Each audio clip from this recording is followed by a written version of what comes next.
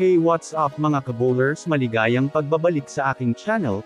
Halina't pag-usapan natin ang balita patungkol sa may malaking problema ang Atlanta Hawks at balita patungkol sa problema ngayon ng GSW Terran at pag-usapan natin yan dito sa Basketball Hotshots.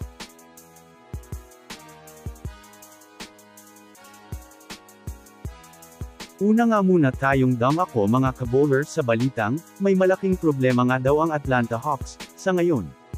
Sa kasalukuyan nga po mga kabowlers ay mayroong 3-3 na standing sa Western Conference na masasabi nga natin mga kabowlers na medyo hindi nga nila nagagawang magkaroon ng win streak ngayon dahil sa ilang mga teams na nagsilakasan.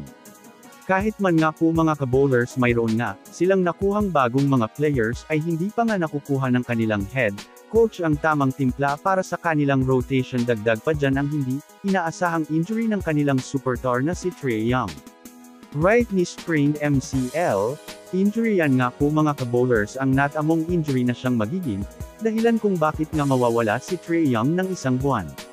Well, kung susumadahin nga natin malaki nga ang magiging problema ng Hawks sa pagkawala ni Trae Young dahil na rin naman sa mawawalan sila ng isang magaling na scorer na bumubuhat sa kanilang opensa.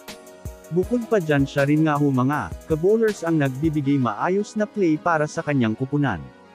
Kaya isang magiging malaking problema nga ito para sa kanila. Samantala pumunta naman tayo mga kabowlers sa balita patungkol sa problema ngayon ng Golden State Warriors. 4-3 yan nga mga kabowlers ang bagong standing ng Warriors ngayon matapos matalo sila sa Pacers kaninang umaga. Malaking pagkadismaya nga po mga kabowlers ang nararamdaman ng mga fans ngayon mula pinakataas ng standing bigla silang bumagsak sa ika-8 standing sa West.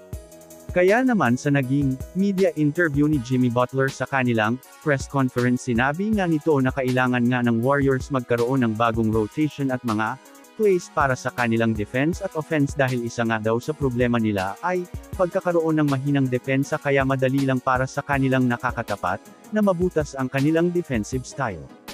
Bukod pa dyan marami nga pong napansin ang ilan sa mga NBA expert na mahina nga daw ang kanilang frontcourt kahit man nga po mayroon silang Quinton Post na 7-foot center ay hindi naman nga daw ito masyadong nararamdaman.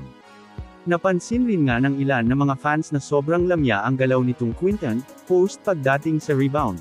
Sa sobrang ang inis ng mga Warriors fans kanina ay nasabi pa nga sa comment na dapat lang nga daw ay trade na itong si Quinton Post.